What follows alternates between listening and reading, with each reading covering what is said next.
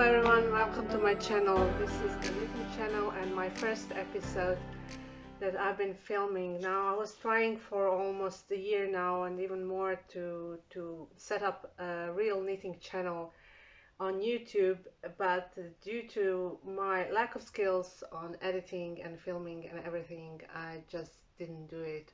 So this time I just decided to just go with it as it is, without much editing, without much philosophy about it, and just to film it and see how it goes and what comes out of it. So this is just a quick video to show you all what I'm working on, and it is mostly about knitting, but also I will occasionally put in some other crafts if I am working on them at the moment. My name is Maya and I currently live in Germany with my husband, 2 children and a dog who is right now walking around, and I see trying to do some damage. Hopefully I will be able to film without him interrupting me too much. Now I'm starting with a shawl. It's called Quaking Aspen, and I have downloaded the pattern from Ravelry. Now what I did, and I really like this pattern, you see this is beautiful, this yellow with a little bit of garter, ribbing, and not ribbing, it has some garden stitches and some lace patterns, but I took for it a totally wrong yarn. Now it's a sock yarn, and I think this pattern should go with a much thicker yarn. This one is too thin, and I'm working on 3mm needles, I think, but it's just coming out too small. So what I had to do some additional repetitions, and I'm not sure now that I will be able to fit in the lace properly. So most likely I will have to do some of my own calculations. And this is the yarn. I really like the colors. It's excellent for the autumn. So now we have like 10 days to September now. So I think it will go quite well. But as I say, it's a sock yarn, and it's slightly pilling. It's something also that I don't like, and it doesn't have this really soft feeling around in my neck.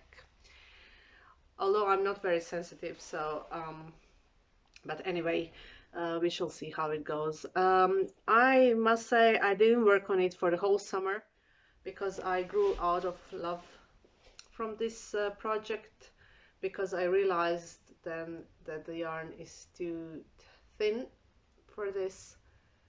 And yeah, there's another thing that you kind of on the right side it goes really easy, but on the wrong side you have to do a certain purl stitch every now and then I just if you don't pay attention then you can do it wrongly, and I had to go back so many times because I don't like to have so many markers in my thing. So that's that. I bought the yarn in Trier in Germany, in one of the very nice yarn shops, but I didn't like the owners, so I bought just one skein. And when I say I didn't like the owners, it's just that they were looking at me like, oh, I know this one is just not going to buy anything. And the yarn was quite expensive, so yeah, but they were quite surprised when I actually did buy something. So, well, yeah. That's it, just plain coffee in my favorite coffee mug. It was a very cheap Chinese coffee mug, and my husband wanted to throw it away, but I managed to salvage 1 cup. Okay, and another project is this vest. I completed the back and the front part, and now I have to, if you can see, the sun is coming and making a strange patterns on my pattern. If you can see, I have to sew on the sides. I made the back a little bit longer than the front, and I'm not just sure if I'm just going to make a little bit of ribbing around the sleeve holes and around the neck, or if I'm going to go with a longer sleeve. I don't have a lot of yarn, and this is also some German yarn, Schöller. I'm not sure if I'm reading it right. I thought Agi. Schöller Esslinger, Florida. And I bought on eBay many years ago a lot of it. It's a cotton yarn with some different colors. It has yellows, grays, greens, blues, all kinds of reds in it as speckles, and it gives this beautiful variegated fabric, which I like a lot. And this is the second project that I'm working from this yarn. The first one I did rip it off, because I made a pattern where you have like it was also with short sleeves, but like crossbody with tied with just fastened with one button here, and it looks enormous on me. I look really gigantic, so I frogged it and yeah, I decided to do something else. And vests are quite modern again, so I think it will be nice for the office if like for instance a white shirt is beneath and blue long smart pants. This is going to look fine. And yeah, this is I don't know about the size of the needles. I think I used size 6mm needles, not sure what's in US, but it was a very quick project. Another thing I'm working on right now is this crochet something. It's like a dishcloth, a very large dishcloth. Atine, please don't do that. He's playing with a toy and it's like he's going to eat it. This is something where what I was thinking, when you have like a couple of dishes that you just wash by hand and then you put it on to dry, then I just put the dishes to dry on this. And I'm not very good in crochet, as you can see. My edges are very uneven, which I'm trying to maybe hide with some tassels, fringes, or I don't know. We'll see. Maybe some embroidery around. I haven't made up my mind yet about it. But yeah, this is hook number 3mm, and this is something I was working on at the beach this summer, because it's cotton and I don't like to work with wool in summer, because there where I come from the summers are quite hot, and on the beach my hands get sweaty if I'm working with the wool. And the cotton is from Ice Yarns. It's a Turkish brand, which is apparently very cheap. It's very often you pay much more for the shipping than you pay for the yarn itself. I don't understand that business model. And apparently there's been a lot of discussions about the quality of that yarn.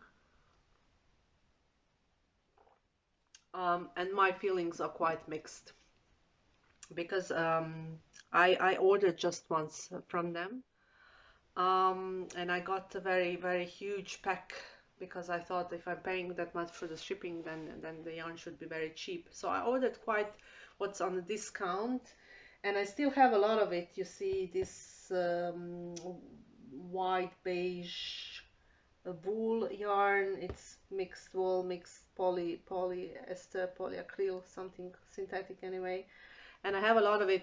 But yeah, I did some things that I was happy with and some things that I was not happy with, because yeah. So, but you can choose for yourself. This is, I think the cotton is quite okay. It's a dish cotton, for dishcloths, and it doesn't have any shine in it, but I still made a garment out of it. I couldn't find it to show it, but if I find it somewhere, I misplaced it around the house. If I find it, I will certainly show that as well.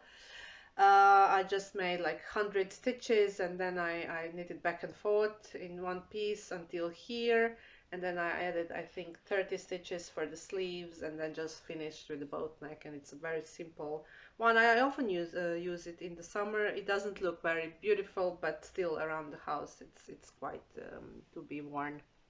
It's fine.